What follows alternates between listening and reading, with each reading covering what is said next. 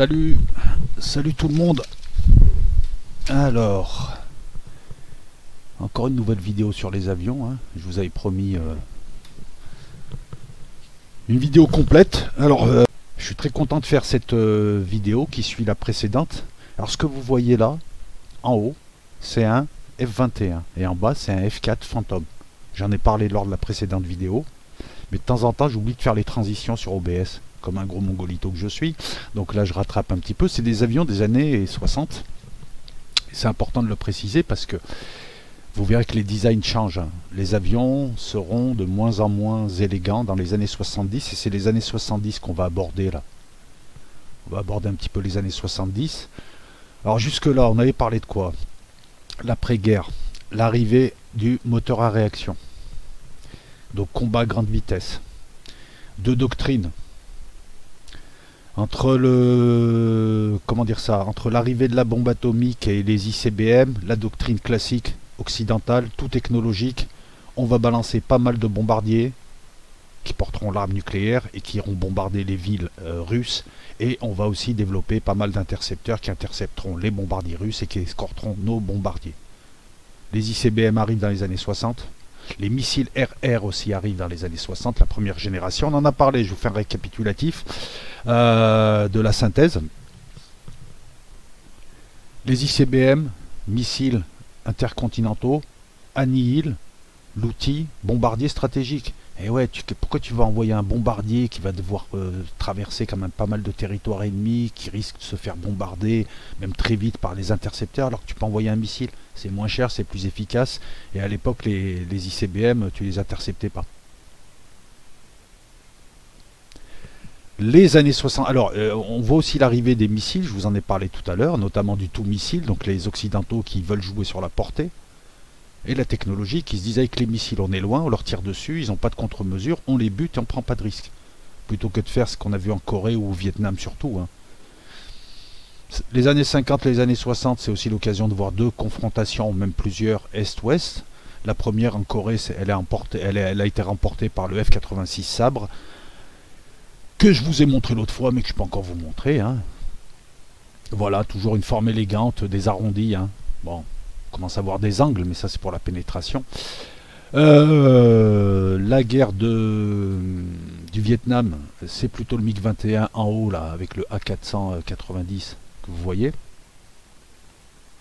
Le problème, c'est que les missiles qui arrivent, hein, notamment le côté américain, donc, hein, ne permettent pas la doctrine d'utilisation de la portée. Et on arrive aux années 70. Avant de parler des années 70, qui verront un changement de doctrine, je voulais juste évoquer avec vous, ou on l'évoquera peut-être plus tard, les confrontations Est-Ouest, et notamment la guerre de 67, la guerre des 6 jours. Guerre qui verra l'Occident, c'est la troisième confrontation à mon sens, qui verra l'Occident dominer les airs, imposer sa suprématie aérienne. Alors là c'est Israël contre l'Égypte, le Liban et la Syrie. Qu'est-ce que tu veux que je te dise? 45 avions israéliens au tapis, dont 12 au combat. Le reste c'est plutôt le solaire. Contre 100 à 110 mirages égyptiens, dont 52 contre des Mirage 3. Contre 100 à 110 MiG-21 égyptiens, dont 52 contre des Mirage 3 et 35 MiG syriens, raclés dans les airs. Non, après, il faut le dire, hein, les armées de l'époque, égyptiennes, syriennes, c'était pas ça, mais bon, c'est des pays jeunes. Il faut savoir que derrière l'armée de l'air israélienne, c'est l'armée américaine.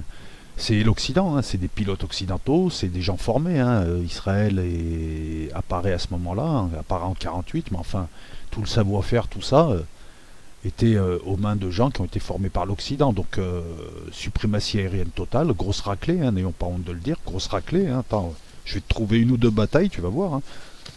Mais c'est comme ça que ça marche, c'est-à-dire que c'est ce qui explique que maintenant, depuis on va dire 30 ans, tu remarqueras que ni le Hezbollah, ni le Hamas, ni même maintenant la Syrie n'essayent de développer une force aérienne pour lutter contre les Israéliens. Ils développent plutôt de la défense antiaérienne. En fait, on va voir avec ces confrontations que les pays arabes vont acter cette domination dans les cieux. Parce qu'il faut, les Chinois ne sont pas encore maîtres de l'aéronautique, ne sont pas encore des maîtres en aéronautique, et ça fait un siècle qu'ils sont là. Donc j'ai envie de dire, on est dans la normalité. Donc ils se sont aperçus, bon, ils étaient vraiment en retard face à la chasse israélienne, qui disposait des meilleurs avions qui soient, des meilleurs pilotes aussi. Hein. Et un pilote, ça se forme, c'est 8 ans. Un pilote, il faut qu'il vole. Pour voler, il faut du carburant. Ces avions-là commencent à coûter la peau du cul lorsque tu veux faire de l'heure de vol. Hein. Je vous rappelle que maintenant, les heures de vol, c'est 8 000 euros, 20 000 euros, l'heure de vol. Alors un Rafale, il me semble que c'est entre 8 et 20 000 euros. Je vous donnerai des prix. Je vous donnerai les coûts tout à l'heure si vous voulez. Mais il faut avoir des simulateurs pour faire voler tes pilotes, il faut les faire voler en conditions de combat.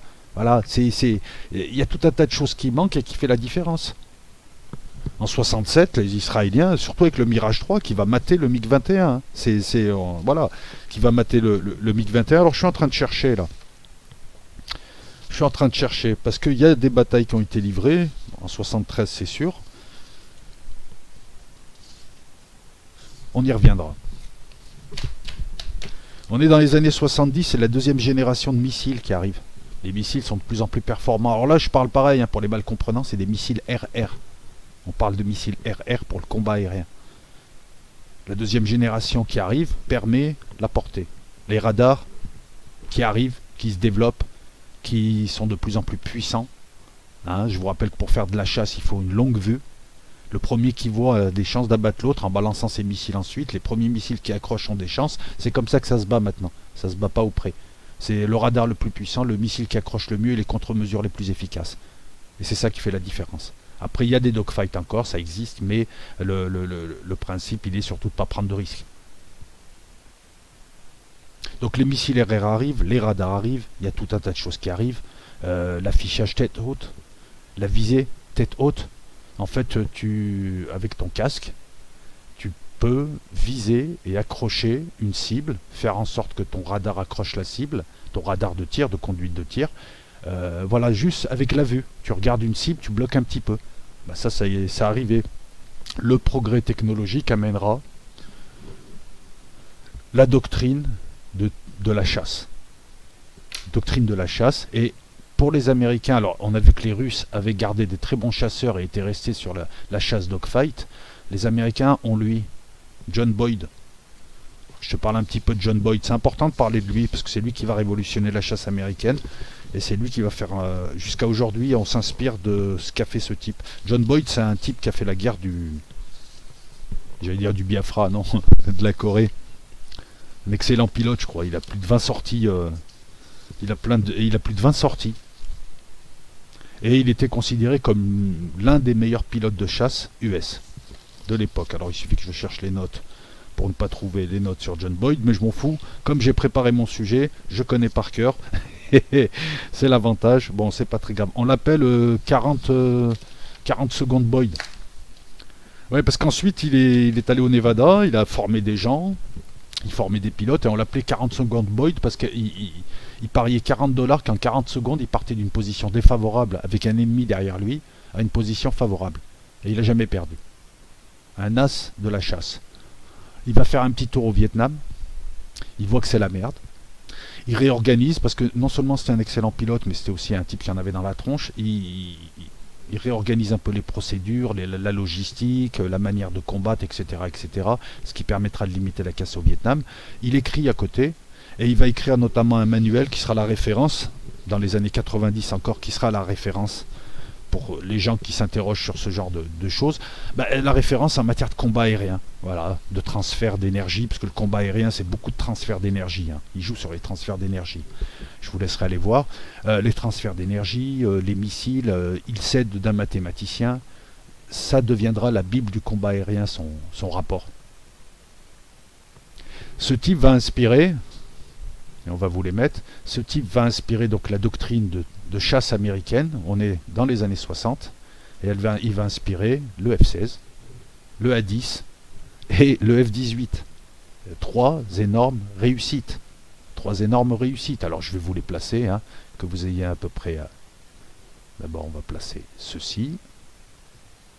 Il va inspirer, excusez-moi, le F-14, le A-10 et le F-16 et le F-18. Ça c'est un F-14. Ah, le F-14 il arrive. C'est un chasseur de la Navy. Ça remplace le F-4. Et alors le F-14 c'est l'avion de Top Gun.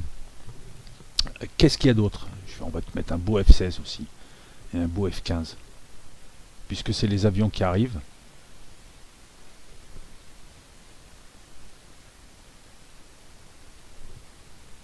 Un beau F-15. Le temps que je te trouve un F-16. Mais les F-16, tu connais déjà. Hein. Voilà.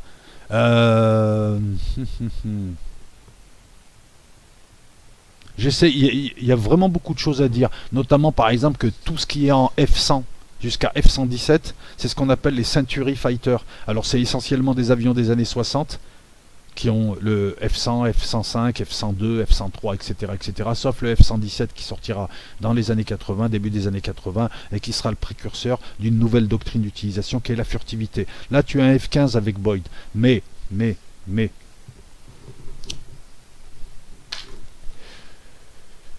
revenons à nos moutons. Donc, la guerre est très très froide, les ICBM terminent le concept d'intercepteur bombardier.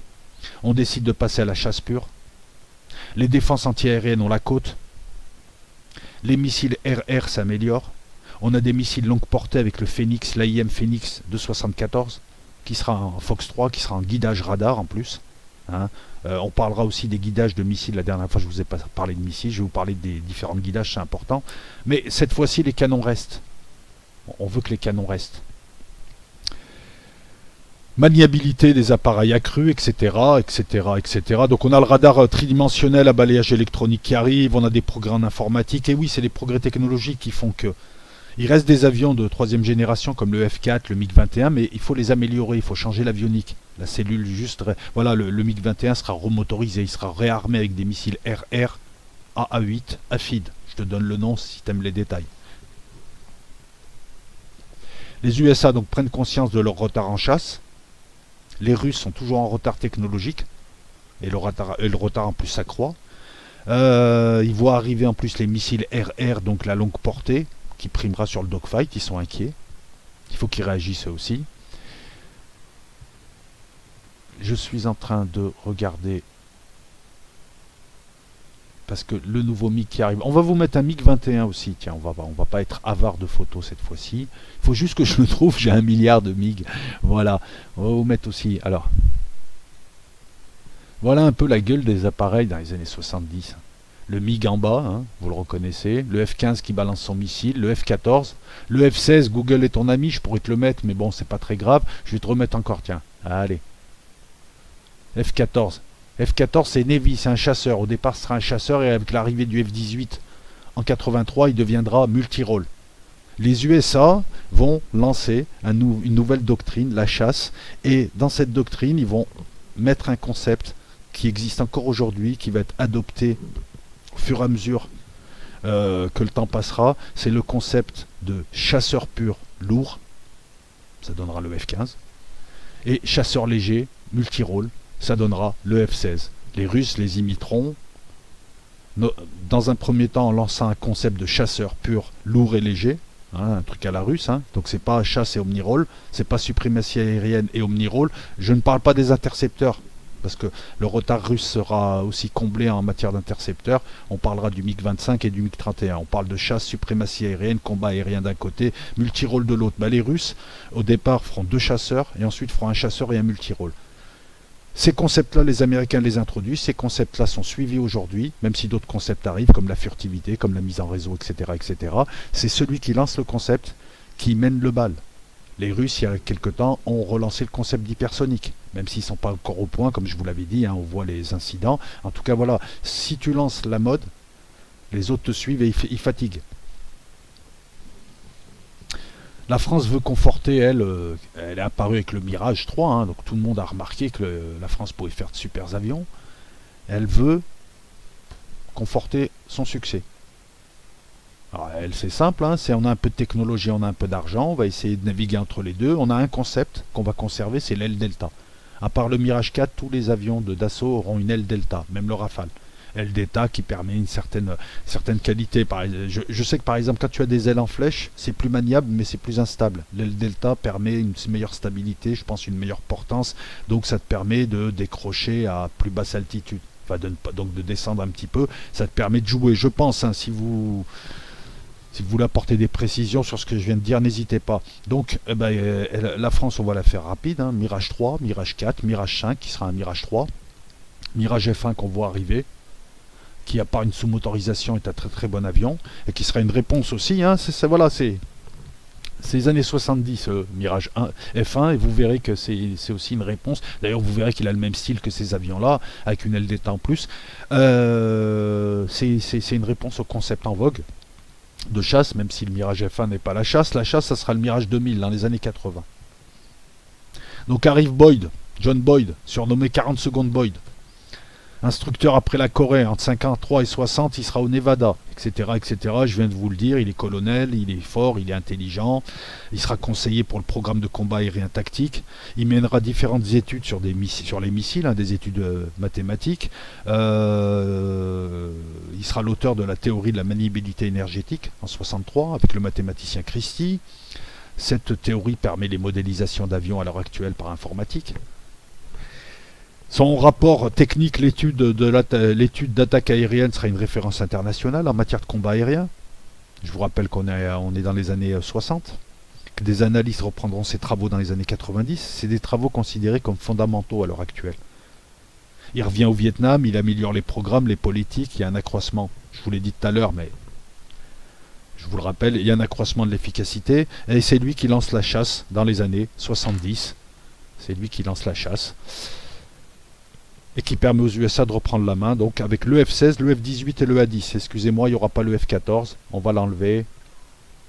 Mais on va le laisser quand même, parce que le F-14 sera un bel avion. Voilà.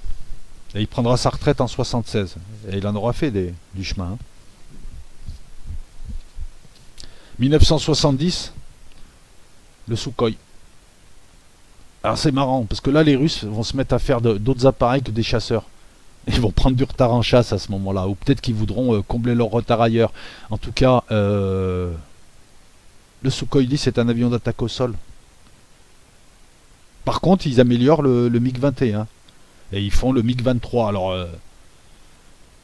ils se rendent compte aussi qu'ils ont besoin d'un intercepteur depuis les histoires de l'U-2, des avions à très haute altitude. Bon, même s'ils ont réussi à faire tomber un U-2 avec une batterie de S-75 ou de S-125, ils ont quand même besoin d'un avion qui puisse aller à haute altitude, donc ils sont en train de penser à ça. Le MiG-23, lui, c'est un MiG-21 amélioré avec une nouvelle avionique.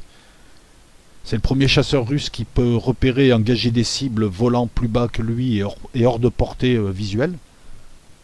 Il est toujours en service. Vous voyez, hein, on est dans les années 70, les avions ne peuvent voir que très peu leur radar. Voilà, il a une angulation qui n'est pas énorme. Et pendant très longtemps, il ne pouvait pas voir des avions situés en bas. Donc ça permettait aussi certaines cabrioles, certaines approches d'avions. Le visuel était important. Voilà pourquoi les avions sont en formation avec des ailiers, etc. etc. Et dans les années 70, voilà, il a fallu attendre le MiG-23, qui est un appareil aussi qui pouvait atterrir et se poser sur des pistes courtes, des pistes rustiques, parce que les Russes se disent, en cas de guerre nucléaire, la première chose qu'on va bombarder, c'est nos pistes d'atterrissage. Et oui, donc il faut faire des avions qui puissent atterrir un peu n'importe où. Et d'autres le feront aussi, hein. Les Français avec le Jaguar, notamment une réussite comme avion d'attaque au sol. 1972, et les Russes travaillent, encore une fois, sur autre chose qu'un chasseur, puisqu'ils ont le MiG-23 qui vient de sortir. Non, ils travaillent sur un intercepteur. Ça les travaille, oui. Mais là, ils vont... Si tu veux, les Américains avaient un projet d'intercepteur qu'ils n'ont pas mené à bien dans les années 60. Les Russes ont pris peur. Et ils se sont dit, aïe, ce truc-là, il va nous faire la misère. Et ils vont sortir donc le MiG-25 que je suis en train de chercher là. C'est marrant qu'à chaque fois que je cherche un truc, je ne le trouve pas. Le MiG-25, on va aller le chercher. C'est un intercepteur. Qu'est-ce qu'un intercepteur? C'est un avion qui n'est pas destiné au combat aérien. C'est un avion qui est destiné à vite décoller, vite monter, vite porter des missiles sur une zone pour intercepter soit des bombardiers nucléaires ennemis, soit d'autres intercepteurs. Voilà. Il ne fait pas de combat aérien, il va trop vite pour ça. Je vous rappelle que si vous avez un avion qui fait du 10 000 à l'heure, il ne peut pas manœuvrer. Hein. Puis en plus, il y a un effet de plasma qui fait que bon, il sera peut-être pas repéré, mais il ne peut pas communiquer. Non, non, mais il faut comprendre aussi que les concepts peuvent se chevaucher et peuvent aussi se contredire. C'est bien d'avoir des missiles hypersoniques, mais tu les manœuvres comment? Il faut les ralentir et à ce moment-là, ils sont prenables. Tu comprends? Il n'y a pas d'arme absolue. Il y a toujours un truc, c'est caillou, papier, ciseaux. Il y a toujours un truc qui sera supérieur au truc, qui sera supérieur à l'autre truc, qui sera supérieur au premier. Voilà. Où es-tu, MiG-25? Petit MiG-25. Ce truc-là, c'est comme le J-20 maintenant, c'est comme le MiG-31 maintenant. Il n'est pas là pour faire de la bagarre. Il est là pour vite décoller, vite aller sur une zone et vite balancer des missiles. Les Russes ont un énorme territoire. À l'époque, leur territoire, c'était 22 millions de kilomètres carrés. Maintenant, il est 17 millions de kilomètres carrés. Ils ne peuvent pas avoir de défense antiaérienne partout. Ça coûte cher. Tu ne peux pas les mettre partout. Ils te les mettent autour ils te les mettent à des endroits stratégiques, autour des villes, autour de...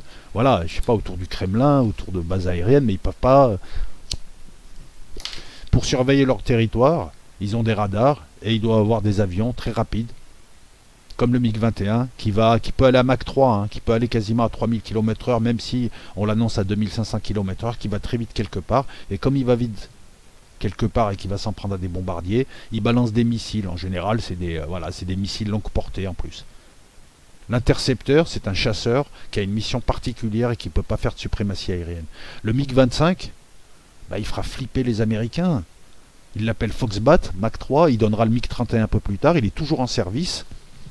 Pour l'anecdote, dans les années 70 ou 80, je crois, tu as 2 MiG algériens qui ont volé au-dessus du Maroc et qui n'ont pas pu être interceptés tellement ils allaient vite à l'époque. Donc les Américains et tous ceux qui n'avaient pas de MiG-25 s'inquiétaient. Son descendant, le MiG-31, là à l'heure où je te parle, s'il arrive sur l'île, tu as 20 minutes en étant à Marseille pour décoller et le choper. Sinon, il traverse la France, de nord-sud, du nord jusqu'au sud, sans que tu puisses... Tu as 20 minutes. Pour te donner un peu une idée. À l'heure où je te parle, la France n'a pas d'intercepteur. Puisque le Rafale est omnirole, il peut intercepter, mais c'est pas un intercepteur pur. Les USA, qu'est-ce qu'ils ont comme intercepteur à l'heure où je te parle? Eh bien, ils en ont pas. Ils n'en ont pas. Ils ont des avions multirôles comme le F-16 pour aller intercepter, ils ont le F-15, mais ils n'en ont pas. En même temps, les concepts ont encore évolué, et maintenant on a autre chose qui permet, on a certains missiles, on a la flotte, on a tout un tas de choses qui ne peut pas lier à ça. C'est pour t'expliquer que à chaque fois qu'un outil apparaît, il contredit des outils précédents, ou il les oblige à se réformer, mais il peut lui-même être recyclé. Aujourd'hui, la chasse pure, non. Tu verras que dans les années 80, le concept va évoluer. Et dans les années 90 aussi. Et là, à l'heure où je te parle, le concept est en train d'évoluer. Il y a des réflexions autour de tout un tas de choses. Qu'est-ce qu'on fait de l'avion? Comment on combat avec l'avion? Avec qui il combat? L'OTAN, qui a l'habitude de donner des surnoms aux avions, l'appellera Foxbat. C'est une réponse au XB-70 Valkyrie des années 60 que les Américains ont abandonné. Alors les Américains ont un démonstrateur, mais là on en parlera une autre fois. C'est un avion qui est à mi-chemin entre le spatial et la haute altitude, hein, le X-51, qui vient de redescendre, qui peut manœuvrer dans l'espace. Enfin, ce qu'on appelle l'espace, c'est entre les satellites. L'objectif il est simple, hein, et on le verra avec le guidage. Les satellites peuvent guider.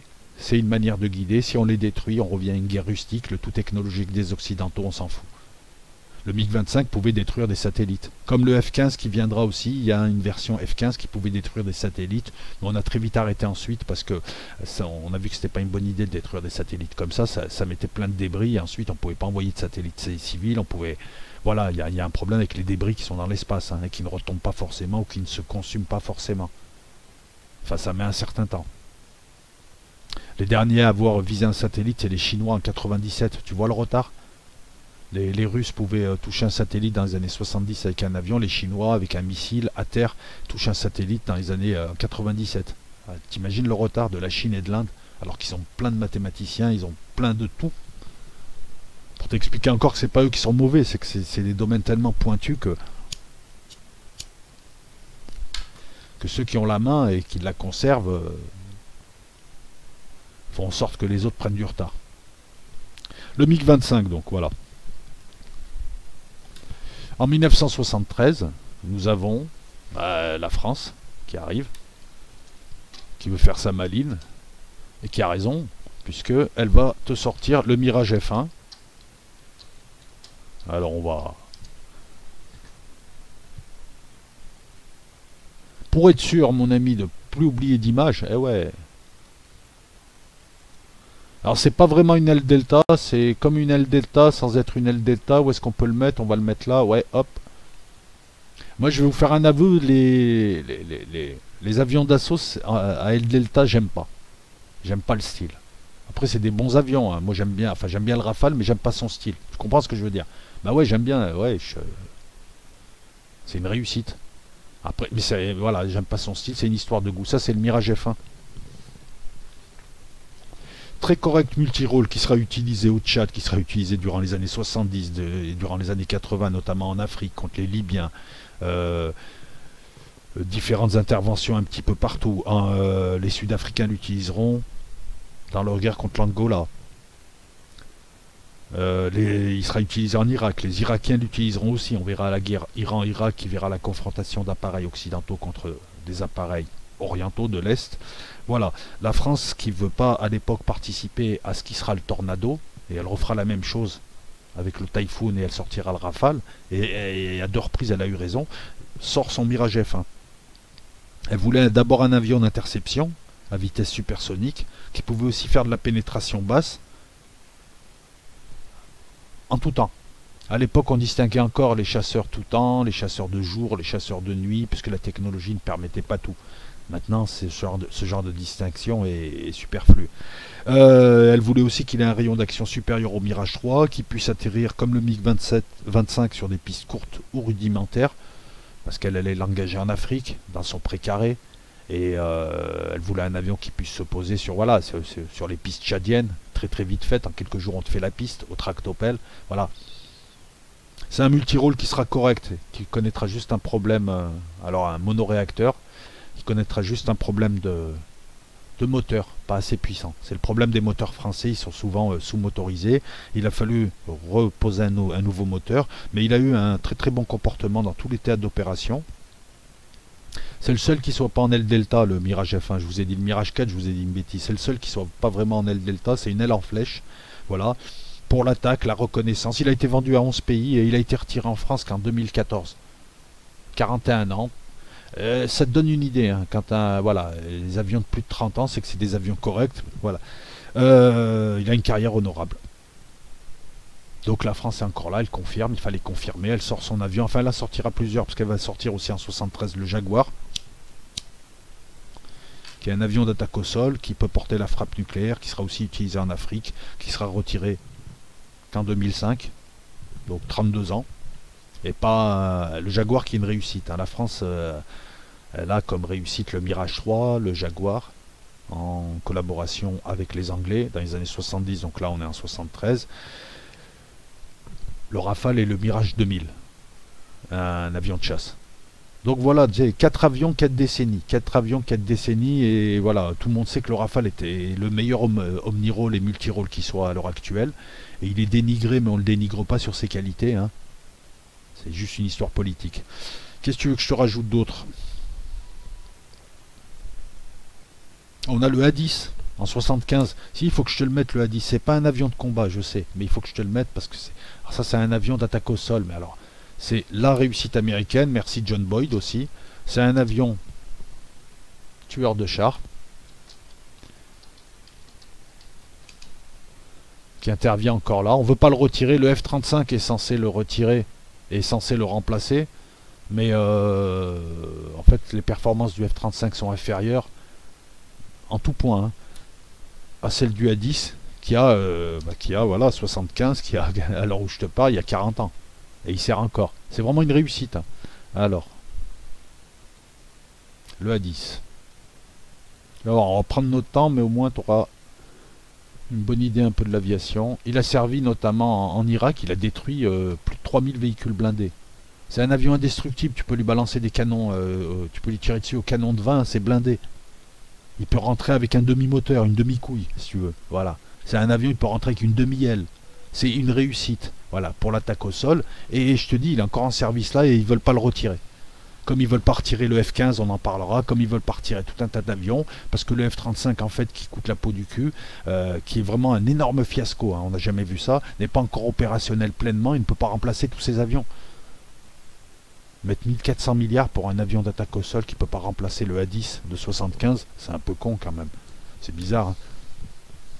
C'est bizarre, hein, un fiasco aussi. Ça se demandait s'ils n'ont pas mis de l'argent à droite à gauche. Hein. Eh ben non, parce que...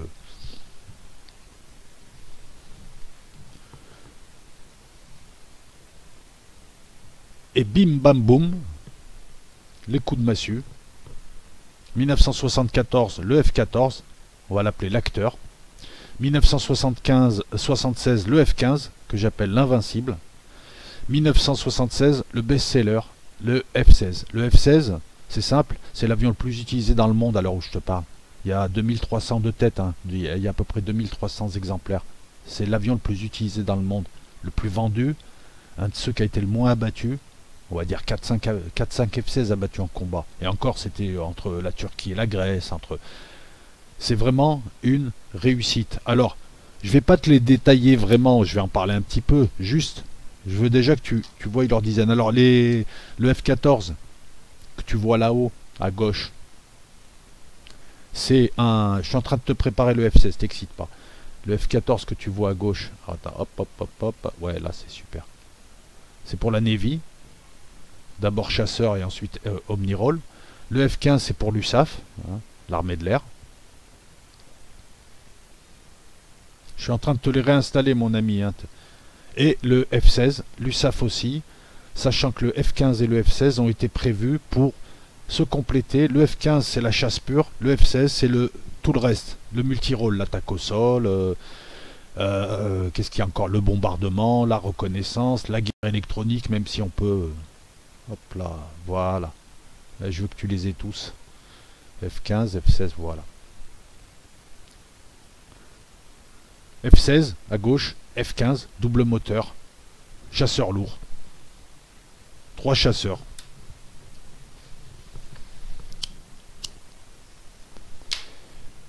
En 4 ans, les Américains reprennent la main et mettent un coup de massue. C'est des avions qui sont encore en circuit, sauf le 74. On parle de prolonger le F-15. Et il a 41 ans, 43 ans. Ça fait 43 ans qu'il y a des F-15. Bon, c'est des versions améliorées. Mais ça fait 43 ans. C'est pour te dire. Cet avion, je l'ai appelé l'invincible parce qu'il n'a jamais perdu un combat aérien. Il y a eu des F-15 accidentés. Il y a eu des F-15 touchés. Très très peu. 3 je crois. Touchés par des missiles solaires. Mais il n'y a pas de F-15 qui a été abattu par un autre avion. Il a 104 victoires. Il est invincible. Il a été utilisé par les Américains, il a été en Irak notamment, mais au-dessus de l'Afghanistan, tu me diras, il n'y avait pas de chasse, mais il a surtout été utilisé par les pilotes israéliens face aux pilotes arabes. Et dans les années 80, ça s'était un petit peu amélioré quand même. Et même dans les années 70, où je vais t'en parler dans cette vidéo, des différentes guerres et des différentes escarmouches aériennes qui ont eu lieu dans les années 70, jusqu'à la guerre du Liban en 82, entre l'armée israélienne, l'armée de l'air israélienne et les armées syriennes, égyptiennes, temps à haute libanaise. Non, ils avaient des cerfs-volants les Libanais, non j'arrête. Et on va voir aussi l'arrivée des couples. Le couple F-14, il faudra attendre 83, il me semble, hein, pour voir arriver le FA-18 Hornet. FA, qu'est-ce que ça veut dire F et A? F c'est fighter. Et A c'est bombardier. Quand tu vois FA, c'est un chasseur bombardier. Quand tu vois F-22, c'est un chasseur pur. Alors tu vas me dire, ouais, mais le F-16, tu m'as dit qu'il était chasseur bombardier. Ouais, je sais, mais tu fermes ta gueule. Voilà, pourquoi tu contredis dessus? Non, je rigole. Voilà, mais F, c'est fighter. A, c'est attaque au sol. A10, c'est pas fighter, c'est pas F-10. Tu comprends? Ouais, mais pourquoi le F-16, il fait de l'attaque au sol? Ouais, mais il est en multirôle. Alors que le A10, c'est de l'attaque au sol, il est prévu pour l'attaque au sol. En tout cas, quand tu vois F, c'est un fighter, il peut faire du combat aérien.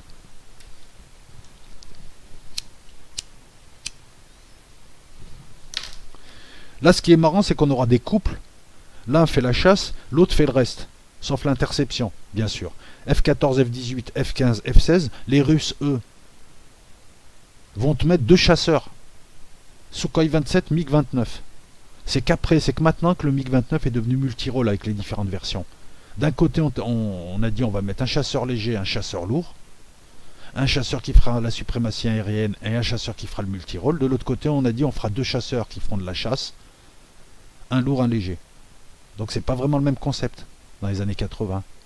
Il a fallu attendre les années 90 pour voir les Russes prendre ce concept. avec les Sukhoi 30 multirôles et le Sukhoi 27 ou le MiG-29 qui sont des chasseurs. Ou avec des MiG-29 qui ont été déclassés en tant que multirôle plutôt que chasseurs. Même si ça reste un chasseur, le MiG-29. Hein. On en parle après. Pourquoi est-ce qu'il y a deux chasseurs? On en parle après. Donc les Russes lancent leur intercepteur pur, les Américains lancent des chasseurs, la France suit avec le F1 qui était un intercepteur qui deviendra multirôle et qui fera un peu tout. Les années 70 verront l'arrivée en France du Jaguar, du super étendard pour la navale. Parce que les avions embarqués sur porte-avions doivent répondre à certaines spécificités, un train aérien plus solide, un moteur très puissant. D'ailleurs, il y a des avions qui ne peuvent pas aller sur porte-avions, leurs moteurs ne sont pas assez puissants. Ils ont essayé, par exemple, la France a essayé de navaliser son Jaguar en un Jaguar M, mais le moteur n'était pas assez puissant, il aurait fallu des catapultes. C'était chiant. Avec le Rafale, le problème est réglé. Il y a un Rafale pour tout. Hein. C'est l'avion unique, c'est le concept d'avion unique. On y vient aussi. C'est aussi un concept qui est instillé petit à petit, même si on a du mal à y parvenir, pour réduire les coûts. Et oui, tu vas voir que on va assister dans les années 90 à tout un tas de choses paradoxales, puisqu'on veut tout et son contraire. Le F-14 Grumman Tomcat. Allez, on te remet un petit coup. Non, il faut que j'enlève ce MiG-21 là, hein, il est dépassé. F-14, F-15, je t'enlève le F1. On va mettre du F-16. Comme ça je les aurai. Les trois, c'est bien pour la vidéo. Ouais, je suis vidéaste, voilà. F-14 en haut, en bas F-16, à droite F-15 qui tire un missile. Voilà. Ils se ressemblent, mais c'est de profil. De toute façon, les avions des années 70, ils auront tous des gueules voilà, ils se ressembleront tous. Hein.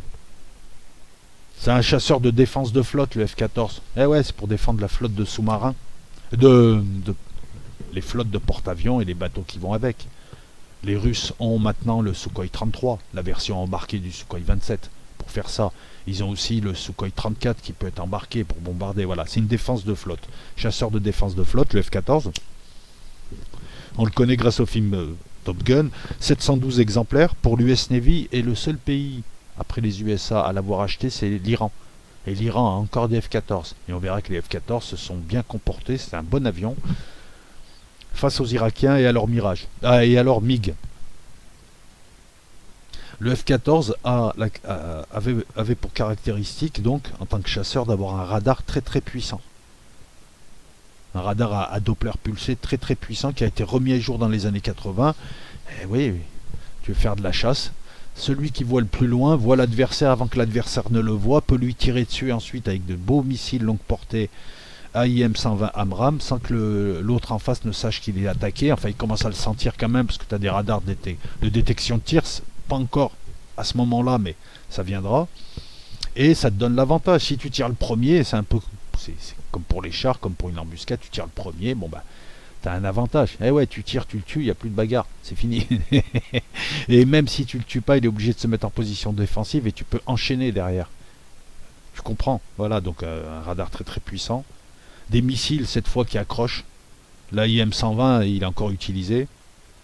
Il utilise des missiles AIM-54 Phoenix à l'époque, guidés par radar.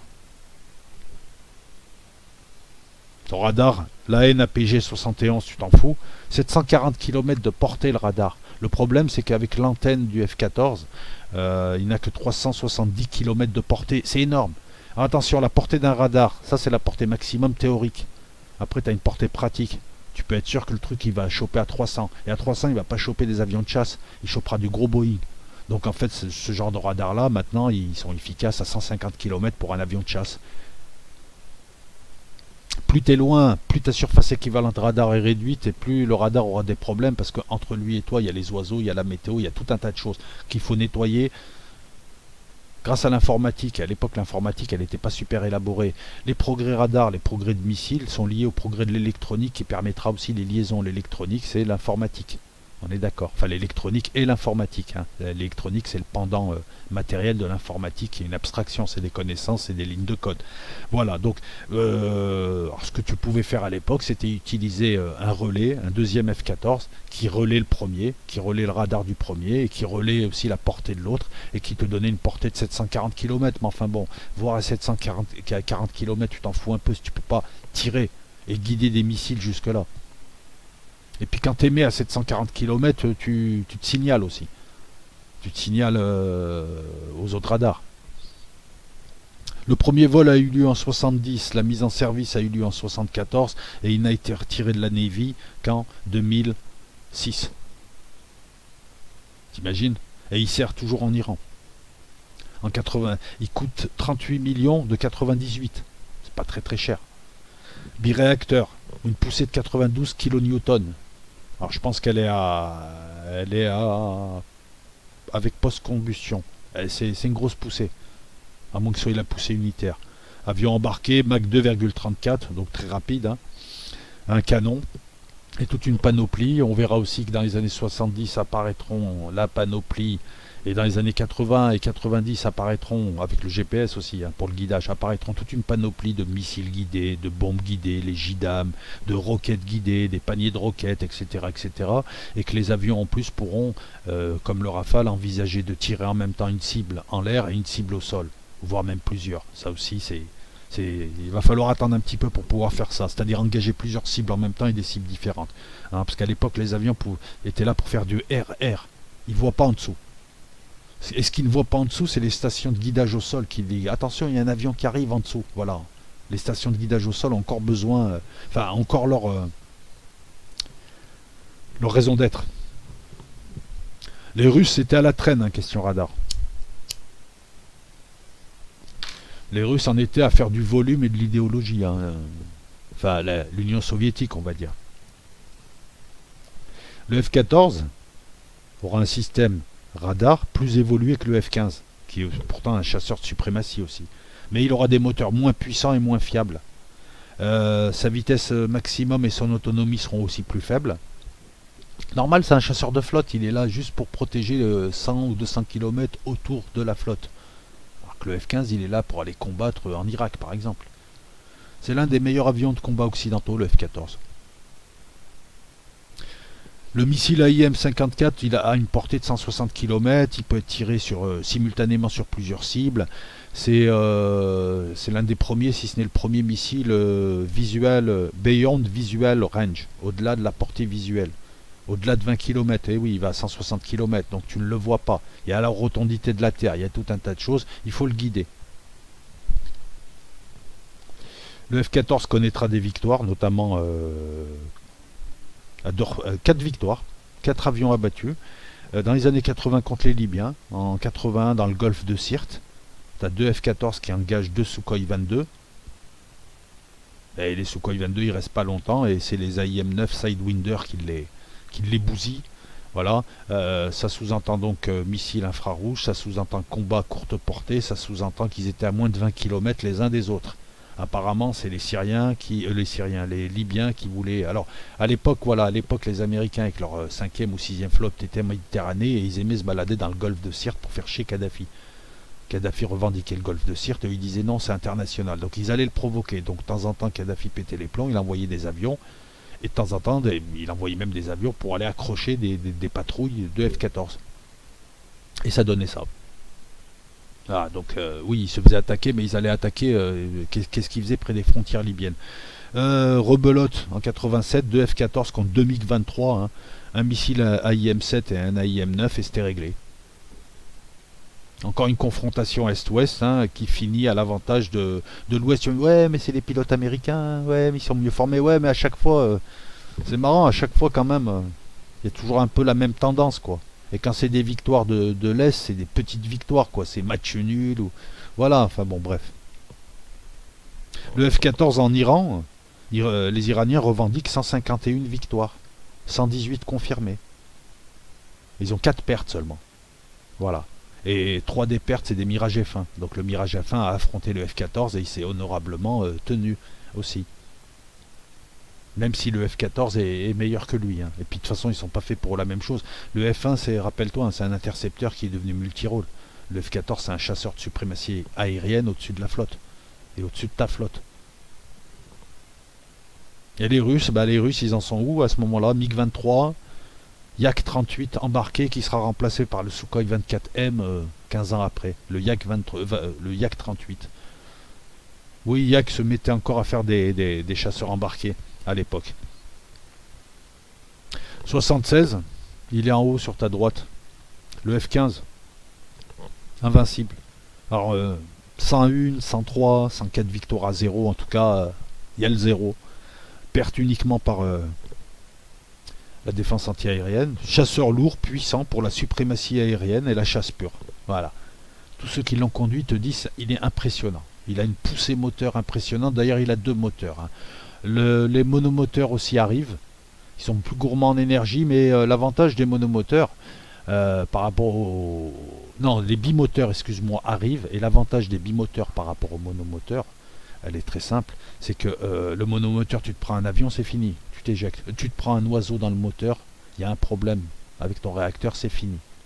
Quand un F-18 ou un F-25 ou un F-15 ou un Sukhoi 57, tu peux pas te permettre. Quand tu as des grandes zones sur lesquelles tu vas voler, comme les Russes ou même les Américains, tu peux pas te permettre d'avoir un moteur. Tu peux pas. Voilà. Très souvent, voilà, tu as un problème de moteur, tu as le deuxième. Voilà pourquoi on verra arriver, notamment avec le F-15, on voit arriver des biréacteurs. Avec le F-18 aussi. Parce qu'il a des grandes distances à parcourir. Par contre, le F-16, chasseur léger, monomoteur. Mais il est fait pour faire de la suprématie aérienne sur zone. Hein, quand tu vois le rayon d'action du F-16, il est annoncé à 500 km de rayon d'action. Bon, même s'il fait le double, hein, et puis même s'il peut être alimenté. Bref, c'est la réussite. C'est la réussite, le F-15. Ça fait 43 ans qu'il est là. Le F-35 est censé le remplacer. Et ils se sont aperçus, en fait, ça va faire comme pour le Sukhoi 27 et le MiG-29. Les Américains s'aperçoivent qu'ils n'auront pas assez d'argent pour faire des F-22, qui sont des bijoux. Que le F-35, c'est une grosse merde. C'était lui qui devait être le deuxième avion, le sister ship, le deuxième avion qui accompagnerait le F-22. Il était censé être multirôle. En fait, c'est juste un avion d'attaque au sol et de traître caché, le F-35. Donc, ils ont un gros problème. Et puis, beaucoup de gens ne préfèrent le F-15, préfèrent les avions de chasse des années 70 américains qui ont été réajustés à la technologie d'aujourd'hui, au F-35 qui est un gouffre financier. Hein, je crois que j'ai fait une vidéo dessus. Donc il y a un gros problème. Donc le F-15 a été proposé, on va parler des différentes versions de F-15, il a été reproposé et on envisage de le garder notamment pour ce qui est de l'USAF, de le garder jusqu'en 2030. T'imagines? Jusqu'en 2030. Ce qui veut dire qu'il aurait quasiment 70 ans. Ah, on va pas chipoter à 70 ans, plus de 60 ans en tout cas. C'est énorme. Alors quand on dit on va le garder, l'avionique, l'armement, la technologie suit. Hein. On peut encore, voilà, la technologie suivra. Mais enfin la cellule, ses caractéristiques seront conservées. Alors le premier F-15, c'est le F-15 Eagle. Avion de chasse tout temps, 1600 exemplaires encore en vol en janvier 2015, le premier vol en 72, mise en service en 76, ouais, mais il les a les 70 ans, si 2030-2032 il a 70 ans. C'est la réponse au manque d'agilité du F-4 au Vietnam face au MiG en dogfight. Donc il peut aussi faire des dogfights. Il a un radar qui peut engager des cibles plus basses, qui a un rayon d'action énorme. Il a un rayon d'action qui lui permet d'aller jusqu'en Europe, ravitaillé bien sûr. Il a une vitesse Mach 2,5, ce qui veut dire 3 en fait en réalité. Il peut engager et détruire au-delà du visuel, beyond visual range. Il a la portée, il est puissant, c'est un chasseur lourd. Il a les missiles qui tirent très très loin. Qu'est-ce que tu veux que je te dise de plus? La firme c'est McDonnell. Ça deviendra, elle sera absorbée par Boeing, qui fera le F-18, le F-18 Hornet, le F-18 Super Hornet aussi. Il a des ailes. Je vais essayer de te trouver un F-15 un peu plus puisses voir d'en haut un peu. Ouais, on va essayer celui-là, tiens. Alors hop. Juste le trouver. Ah, il est là.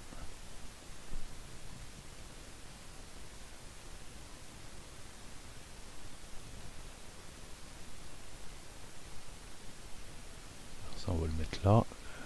Je m'excuse, je prends le temps parce qu'en fait, je préfère. Voilà.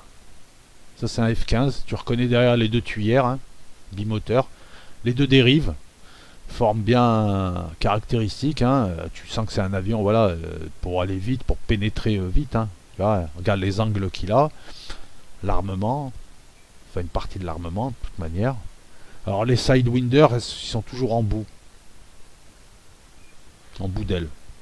Là où tu vois les petites traînées, là. C'est les missiles de protection court terme. Il y en a deux. On peut en mettre plus, hein. C'est un avion, tu vas voir, je vais y venir. Donc il a des ailes position haute qui permettent une faible charge à l'air et qui lui donnent donc de l'agilité. Il a une visibilité exceptionnelle. Et on est en 76 les gars. Visibilité du cockpit 360. De réacteur à double flux. 111 kN de poussée avec la post-combustion. Bien plus donc que le 92, là où le 92 kN du F-14. Et donc c'est en post-combustion. C'est-à-dire tu injectes de l'essence dans les tuyères à la sortie. Hein, ça, c'est gourmand, mais ça te donne encore plus de poussée. C'est énorme, hein, c'est énorme, hein, c'est énorme, c'est énorme. Il y a des pilotes français qui étaient passés de Rafale à F-15, qui l'avaient testé en tout cas en salon et qui étaient épatés par la puissance qu'il avait. C'était sans commune mesure. Il passait d'un Solex à une moto de pilotage. La première version, c'est le F-15B Eagle. Puis, en 79, tu auras une version C, c'est la version actuelle, et la version D. La version de 79, ben, on lui a rajouté ce qu'on appelle des réservoirs fast. C'est-à-dire, c'est des réservoirs qui appartenaient à la coque de l'avion. Ils n'étaient pas accrochés. Donc, ça donnait beaucoup plus de... C'était moins gourmand en essence. Au niveau aérodynamisme, c'était bien meilleur. On leur a modifié leur radar, on a fait tout un tas de modifications.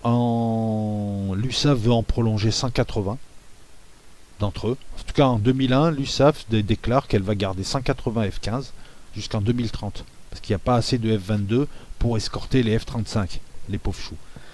Missile AIM 120 Amram, missile AIM 9 Sidewinder, radar à balayage actif, nouveau capteur de recherche. Enfin, le meilleur de la technologie, plus la furtivité qui arrivera, le meilleur de la technologie est posé sur cet avion. C'est un bijou, hein. Tout le monde va en acheter. Hein. Alors, les Israéliens en ont acheté, les Séoudiens, mais les Américains ont refusé à pas mal de monde d'en vendre, de leur vendre. Bon, les Israéliens ont refait leur propre avion. On a d'autres versions. En 86, on voit apparaître un F-15 Strike, S-T-R-I-K-E Eagle. Faut que je te le montre. On n'est plus dans la suprématie aérienne. Alors attends, le Strike Eagle.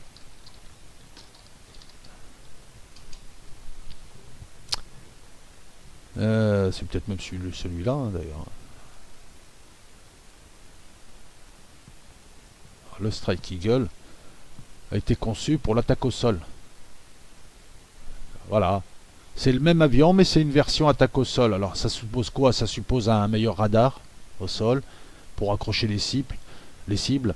Je crois qu'on lui a mis un radar à balayage. Non, c'est un radar qui en mode air-sol est à synthèse d'ouverture. Ça permet une carte détaillée du sol. Hein. Donc ça permet de voir tout ce qu'il y a au sol avant de taper. Il y a plus d'emport d'armes. Hein, regarde. Tu vois les paniers de roquettes ou les paniers de missiles? Je crois qu'il y a 18 emports différents. Et ouais, en plus très futuriste. Hein. C'est un multi-rôle tout temps. C'est une variante du F-15D. C'est fait pour frapper. Tu peux lui mettre des nacelles pour l'infrarouge, des pods laser pour cibler. On verra ça après avec le guidage de missiles. Écran multifonction, des moteurs avec des poussées de fou, 131 kN. Masse à vide 14 tonnes, masse maximum 36 tonnes et charge militaire 11 tonnes. Qu'est-ce que tu veux que je te dise d'autre? Rayon d'action plus de 4500 km en convoyage et plus de 1270 km en combat. D'autres caractéristiques pour d'autres missions, et essentiellement de l'attaque au sol, c'est-à-dire bombardement au près, bombardement au loin, interdiction de zone pour les troupes et les renforts, le casse hein, directement, hein, le strafing, au près quoi, car là je te balance une roquette là où ça combat, tant que les deux armées ne sont pas trop encastrées, etc. etc. Le F-15, ce F-15 peut aussi emporter les bombes nucléaires à gravité B-61 ou les MK-51. Alors les bombes à gravité, c'est simple, c'est les bombes d'avant. Tu la lâches, elle tombe. C'est la gravité qui l'a fait tomber. Quoi, la gravité n'existe pas? Voilà, c'est son inverse, Enfin, c'est pour la distinguer des bombes actuelles sur lesquelles tu peux mettre un dispositif de guidage tel que les dispositifs ASM français, à moins que ce soit une missile nucléaire. En tout cas, voilà. En tout cas, c'est un dispositif français ou américain qui permet de guider des vieilles bombes, des vieux missiles. Les Américains ont pour ça le JDAM et le LDAM, et les Français c'est le AASM, il me semble. Vous irez voir, Google est ton ami. Bref, voilà, F-15 Strike Eagle. On a un F-15 Streak Eagle, S-T-R-E-A-K Eagle, là c'était pour des records de vitesse ascensionnels et autres. Et 2009, tu vois, cet avion connaît une deuxième vie. En 2009, on a le Silent Eagle. Encore une fois, je vais aller te... Alors, il me semble que le Silent Eagle, il est devant toi, hein, parce que de toute façon... Attends. On va te mettre le Strike Eagle. Eagle, mais on va le mettre quand même. Et le Silent Eagle. Ça, c'est un Silent Eagle. Vas-y. Non, il veut pas. Bon, c'est pas grave.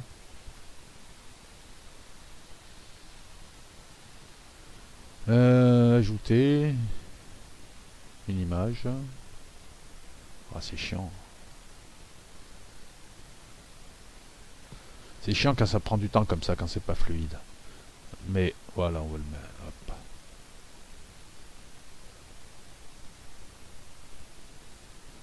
Ça, c'est le Silent Eagle. Démonstrateur 2009. Donc le précédent que je t'ai montré, Strike, avec un I. Le Silent Eagle en 2009, donc Boeing propose ce démonstrateur qu'il veut placer entre le F-15 classique, hein, Eagle, et le F-22. L'armement est en soute. Peut être en soute. Parce que là, comme tu le vois, il n'est pas en soute. La furtivité a été limitée volontairement. Le gouvernement américain a demandé à ce que, parce que c'est une version exportation, à ce qu'on limite la furtivité. Le radar est amélioré. Les Israéliens, les Japonais, les Saoudiens sont intéressés par ce nouveau F-15 qui est là pour le combat RR uniquement. Donc l'armement en soute fait qu'il sera quand même plus ou moins furtif. Le revêtement assurera la baisse de la surface équivalente radar et le radar à bande X, qui est clairement un radar pour les combats RR, hein, il n'est pas efficace pour les radars terrestres, indique qu'il est clairement fait pour le combat aérien. C'est une version exportation qui est proposée. Et qui, voilà, une version dégradée, hein, une version dégradée de ce qu'ils peuvent faire. Voilà hein, les différentes versions. Qu'est-ce que tu veux que je te rajoute d'autre au Liban, le F-15, entre 79 et 82, les Israéliens ont 56 victoires contre les Syriens à 0. En 84, tu as 2 F-15C qui abattent 2 F-4 iraniens. Le F-15, c'est 36 victoires contre rien en Irak.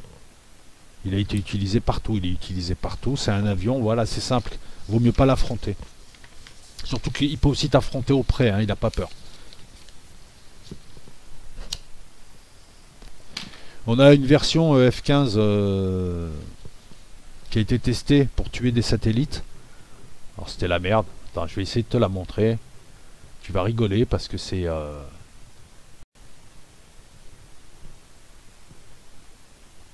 Bah, ils ont pas testé ça longtemps. Ah, tiens, elle est là. Ouais, c'est super. Hop. Voilà, fallait se mettre à 65 degrés. Le missile, c'est un ASM-135 sous pylône ventral. Tu te mettais à Mach 1,22 à 11 000 mètres d'altitude. À 65 degrés, tu tirais. Il y a eu 5 essais. Au troisième, ils ont touché un satellite. Mais le programme a vite été arrêté en 88 par les sénateurs parce qu'ils avaient peur qu'il y ait une nouvelle course à l'armement. Ça n'a pas empêché les Chinois en 97 d'essayer de faire la même chose, mais cette fois avec un missile qui partait du sol. Ils n'avaient pas l'avion pour. Alors où je te parle, il y a à peu près 500 F-15C monoplace pour l'USAF. Le reste a été vendu aux Israéliens et ils vendent à très très peu de monde. Hein. Et ils dégradent bien les versions, les Américains. Je pense que la version séoudienne, et c'est même sûr, elle est dégradée par rapport à la version américaine ou israélienne. Il y a, enfin, peu importe les chiffres, c'est pas très important. Tu as voilà, la version export, la version multirole, la version monoplace, la version biplace, la version Silent Eagle furtive, hein, celle que je t'ai montré tout à l'heure, la version pour, enfin, il n'y a eu qu'un exemplaire pour détruire. Des satellites, les versions expérimentales, tu en as eu aussi, on a tenté de faire atterrir et décoller en décollage court, en décollage vertical et en atterrissage court, ou en décollage court et en atterrissage vertical à F-15. On a mis une poussée vectorielle aussi au F-15. Poussée vectorielle, ça permet à ton moteur de pousser selon certains angles qui font que tu peux pousser en latéral, donc en combat aérien, ça te permet d'être vite en position. Voilà, c'est un petit peu... Imagine tes roues de voiture, elles peuvent braquer à 360, bah, tu te ranges en latéral par exemple, sur une place de parking, tu prends moins de place, enfin, tu as besoin de moins de place, etc. Je ne sais pas si tu arrives à voir. C'est le quatrième avion le plus utilisé en 2018. 924 appareils, soit 9% de la flotte mondiale. Et le F-15 va faire gamberger les Russes pendant 10 ans. Pendant 10 ans, ils sont inquiets. Ils savent que leurs appareils ne feront pas le poids face à cet avion-là. Et puis, soyons honnêtes, hein, les Russes à l'époque, ils n'avaient pas des super appareils. Dans les années 70, ils ont un peu perdu la main. En 78, le F-16, le best-seller, son sister ship, le premier avion le plus utilisé en 78, 2280 exemplaires. On a à peu près le topo des années 70. Alors attends, on va encore te mettre un F-16. Très très bel avion. Moi j'aime bien. Hein. Je l'ai vu arriver hein, petit à petit. Au départ il s'en servait pour bombarder les Libyens. Le F-16 a été surtout connu du grand public en 86 lorsqu'il y a eu le bombardement américain sur Benghazi. Voilà le F-16. Pas cher, très efficace. Tu peux tout lui faire, tu peux tout mettre dessus. Voilà, je vais pas te dire il va à tel kilomètre, il est ci, il est ça, c'est le F-16. C'est hein, durant toutes les années 80 et 90, quand tu pensais avion américain, tu pensais pas F-15, tu pensais F-16.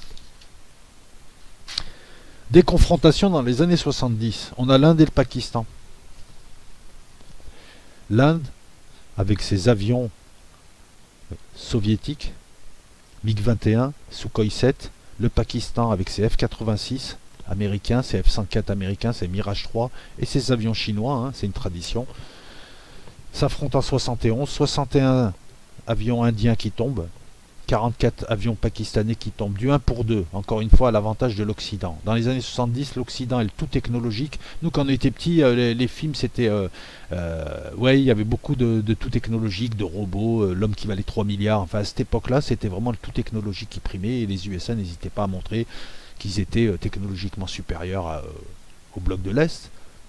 Les séries, les films étaient quasiment... c'était de la propagande. Regardez, on a plein de produits, nos maisons sont belles. Ouais, c'était ça, c'était un truc de beauf, quoi. On aurait dit Rico Rams à Ben Almeida, quoi. Regardez ma maison, ma voiture, c'était ça les USA. Donc c'était un peu chiant, ça gâchait, parce que certes, il y avait technologiquement, ils étaient très avancés, mais ils passaient leur temps à te montrer leurs femmes, leur voiture, leur maison, leurs 3 produits pour récurer, leur mode de vie. Ça faisait un peu ça faisait des gros beaufs qui arrivaient, tu sais, ça fait un peu ces immigrés des années 80 qui vont au bled et qui font les beaux, tu sais. Alors qu'en fait, voilà, quoi. Si, ça fait ça. Bah, je me mets à la place d'un blédard, ça faisait ça, quoi. Regarde ma voiture, mon truc, le mec il fait le beau par rapport à l'autre. Enfin, en tout cas, l'autre peut le prendre comme ça aussi. Hein. Quelquefois, il fait pas le beau. Voilà, en tout cas, l'Inde, Pakistan, quand tu prends du matos russe, hein, tu perds 2 fois plus. Et là, on a affaire à des pays qui ont à peu près un développement égal, qui ont, à la limite, j'ai envie de dire que les Pakistanais ont moins de population. Peut-être moins de mathématiciens, peut-être moins une infrastructure moins moderne. Bon, mais à l'époque, ça se valait. Hein. C'était tous les deux des pays du tiers-monde. Et ils le sont restés, sous bien des aspects. Oui, oui, ils le sont restés. Voilà. Quand on parle de l'Inde comme si c'était un parangon de vertu, alors que c'est le pays des violeurs, hein, excuse-moi, voilà. Et puis bon, ils sont en retard. Je comprends pas. Voilà, alors, je comprends pas le retard qu'ils ont sur tout un tas de choses, quoi. Ils n'arrivent pas à développer un avion 5e génération, ils n'arrivent pas à développer un vrai missile, hein, parce que leur Brahmos, voilà. Je comprends pas. L'Inde, ils ont plein de mathématiciens, des prix Nobel, mais enfin, ils sont prix Nobel quand ils sont en Occident, j'ai l'impression. Là-bas, voilà, quand ils sont en retard technologique, ils sont en retard sur beaucoup de choses. Ils sont quand même 1 milliard. Pourquoi la Chine réussit à combler son retard alors que l'Inde prend du retard? La guerre de 77 entre l'Égypte et la Libye, ça compte pas, puisque de part et d'autre, ils avaient des MiG-21. Bon, les Égyptiens abattront 10 MiG libyens, et les Libyens abattront 4 MiG égyptiens. Ouais, c'est des batailles de 2e division, entre deux fausses armées, hein, faut être honnête. Une armée de pied-taille et une pseudo-armée de mercenaires. 73, si, je vais t'en parler, ouais, ça va te faire mal, je sais. Ah, pas au sol, non, au sol ça s'est bien battu, il y a eu un exploit, hein. Prendre la ligne Barev-Lévy, c'était un exploit égyptien. Non, pas au sol. Mais dans les airs... Bah, en fait, pour résumer, c'est simple, fessée. Grosse fessée cul nu, dans les airs, en 73. Bon, ça s'est un peu rééquilibré, hein, mais fessée quand même. Fessée quand même.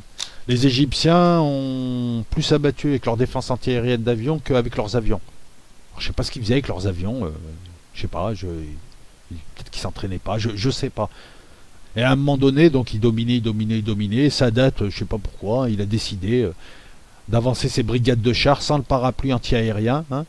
Et à ce moment-là, bah, les Israéliens se sont régalés, c'est à coup de celui qui tuait le plus de chars. Et ils avaient la suprématie aérienne. Ah, pour te la faire simple, hein, je suis désolé. Hein. Après, tout le long des années 70, tu auras des accrochages, mais c'est toujours à l'avantage des pilotes israéliens, avec leur F-15, avec leur F-16, avec leur Kfir, avec leur Mirage, avec leur Necher. Oui, parce qu'après 67, De Gaulle a dit on vous vend plus de... Vous êtes un État arrogant, bellici, je sais pas, tu sais, sa formule là. Vous êtes un peuple dominateur, tout ça. On vous vend plus de Mirage 3 et on vous vend plus rien. Ça n'a pas trop marché, hein, parce que... Ils ont réussi quand même à choper des vedettes de guerre qui sont partis de Cherbourg, hein, parce qu'il y avait des complicités. L'État français était gangréné. Hein. C'était gangréné. Hein. C'était impressionnant. Et ils se sont démerdés, les Israéliens, gros malins, ils se sont démerdés pour obtenir une licence suisse avec des complicités pour faire du Mirage 3, ça a donné le Kfir. Et pour faire du Mirage 5, le Necher, qui veut dire foudre ou je ne sais quoi. Non, foudre, c'est baraque. Enfin bref, voilà. Et ils dominent les airs parce que voilà, et ils se mettent à acheter américain ensuite. En disant bon ben vous voulez pas nous vendre vos mirages, on va se mettre à acheter américain et depuis ils achètent américain. En fait depuis 67-68, on va dire depuis les années 70, les Israéliens qui achetaient beaucoup français, c'était Shimon Peres qui a utilisé son carnet d'adresses et tout son entre-gens pour nouer plein de contacts dans les années 50-60 avec la France, avec les industriels français, puis Dassault était là, enfin bon, Dassault ils voulaient vendre, tout le monde voulait vendre quoi. Et puis dans les années 70, hein, avec De Gaulle, avec l'embargo, hein, je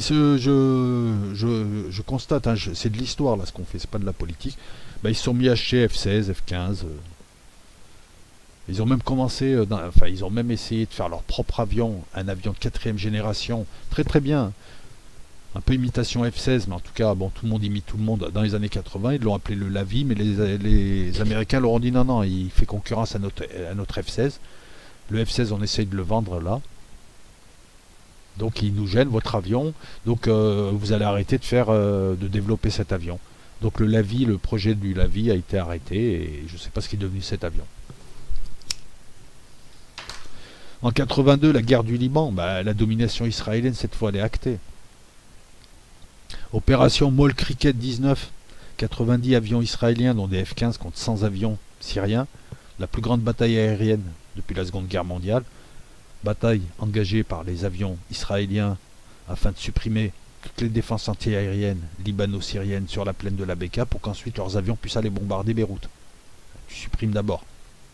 C'est la technique encore en vogue là. Sauf que maintenant les Américains démarrent cette phase de suppression avec des missiles de croisière. 2 F-15 endommagés. 82 à 86 avions abattus. Sur les 19 batteries antiaériennes, 17 ont été abattues. Alors, quel est le mot le plus fort après racler? Tu as 90 avions d'un côté, qui arrivent, qui jouent à l'extérieur, contre 100 avions, contre 19 batteries SAM hyper efficaces. En face, ils ont 2 F-15 endommagés. Pas abattus, endommagés. Genre, il s'est décoiffé, et toi tu perds 82 à 86 avions. Alors explique-moi. Explique-moi, et c'est l'aviation syrienne. Est-ce que vous avez de vrais pilotes? Vous les avez embauchés quand? Non, mais c'est un ratio comme ça, c'est que tu l'as fait exprès. C'est pas possible. Tu l'as fait exprès. T'as pas abattu un seul putain d'avion. Voilà l'état de l'aviation de ces pays arabes qui achètent des avions, qui les entassent, mais c'est même pas des pilotes. Même moi, je pense faire mieux, sérieux. Même moi, je sais pas, t'as 100 avions, tu peux au moins toucher un avion israélien. Non, même pas. Rien. Ça vous donne une idée de la domination du matériel occidental, parce que je pense que les batteries ont été aussi bien brouillées. Non mais comment tu peux perdre 86 avions alors que tu joues à domicile, tu as juste à les faire décoller, je sais pas, tu tires au hasard, tu es obligé de toucher un avion. Bah, depuis les armées du Moyen-Orient, elles ont compris, elles ont dit on va développer nos défenses antiaériennes quand on en a, quand on pique pas l'argent de la population pour en faire autre chose. Et elles ont développé de l'anti-aérien et des missiles. Et on le voit aujourd'hui, qu'est-ce qu'elle a fait l'Iran pour se protéger contre les Israéliens, contre les Américains? Les Iraniens ont fait quoi? La première chose qu'ils ont fait, ils ont développé leur aviation? Non, elle était sous embargo. C'est des vieux F-5, des vieux F-14. Non, ils se sont mis maintenant seulement à faire des avions, des répliques, mais iraniennes. Comme ça, ils les construisent eux-mêmes avec leurs propres pièces. Donc c'est pas si con que ça. Quand je vois des gens dire les Iraniens, ils ont imité un F-5. Oui, mais ils ont construit leur propre avion. Ils ont imité un F-5 avec l'avionique d'aujourd'hui, en tout cas celle qu'ils ont. Et les pièces, là, on ne pourra pas leur dire embargo, on ne vous vend pas de pièces, comme pour les F-14. Mais avant toute chose, qu'est-ce qu'ils ont fait? Ils ont développé les missiles. Et les missiles, sol-sol. En disant aux Israéliens, vous avez des avions, vous avez des bombes atomiques, moi je vais t'envoyer 100 000 missiles. Et ton pays, il n'existe plus, c'est une dalle après, il est fondu après. Et c'est les politiques que tu vois, le Hezbollah qui en ce moment, où le Hamas essaye de choper des drones et envoie des missiles anti-aériens courte portée sur les drones israéliens en ce moment, ça vient de ça. Ils n'ont pas cherché à acheter des planeurs ou des petits avions de combat, ces pays-là. Les Syriens, qu'est-ce qu'ils font? Lorsque les Israéliens viennent les bombarder, ils vont chialer aux Russes, les Russes leur disent « défense anti-aérienne ». Ils leur ont pas envoyé des avions. Si, ils leur ont envoyé quelques MiG-31, des intercepteurs purs dont ils se sont servis pour bombarder. Donc, bon, bref, on fait avec les moyens qu'on a. Mais ce que je suis en train de te dire, c'est que ce qui s'est passé dans les années 70 va conditionner les 40 années qui suivront. Sur ce thème, en tout cas. Et les pays arabes sont mis à faire comme les Russes, 30 ans après, c'est-à-dire, merde, le tout technologique, c'est pas pour moi, je suis en retard. Et puis de toute façon, tout le temps que je vais utiliser à combler ce retard, eh ben, les autres vont avancer. Donc on va acheter des missiles. Le problème, c'est que les Russes, eux, pendant ce temps, ils ont éduqué leur population, ils ont créé des écoles, ils ont fait monter le niveau, ils ont essayé de choper des ingénieurs et ils ont continué à travailler leur recherche. Ils ont continué à avoir des prix Nobel, les pays arabes, ils ont continué à avoir des moustachus Anne Batté, avec une population qu'on ne respectait pas, et ils n'ont pas développé ni école, ni zabi, ni rien du tout. Résultat, maintenant le retard, il est de pire en pire. N'importe qui peut rentrer dans un pays arabe, pisser et repartir, vu que t'as pas d'armée. Et les connards qui dirigent les pays arabes, tout ce qu'ils savent faire, c'est acheter des avions. Ils ont même pas de pilote, parce que là, à l'heure où je te parle, ils ont toujours pas de bons pilotes. Comment tu fais? Vous entraînez des fois, vous faites quelque chose? Et c'est en cela que tu vois que leurs dirigeants, c'est des merdes. Je suis désolé de le dire comme ça. Je suis arabe, je peux me permettre. Voilà. Les seuls qui ont constitué une armée digne de ce nom, c'est les Algériens. Avec les compétences qui suivent, parce que quand ils achètent des avions, ils envoient des gens se former et ils envoient des gens au combat, même si c'est en défroqué. Mais les autres pays, ils ont fait quoi? Les Saoudiens, ils achètent des avions. Les Saoudiens, avec leur F-15, ils n'arrivent pas à battre des outils. Les pays du Golfe achètent des avions, on les entasse, ils ne savent pas les conduire. Les Égyptiens, ça a toujours été une armée bidon. Ils ont envoyé leurs paysans du Sud se faire massacrer. C'est tout. Ça a toujours été dirigé par des ânes battés.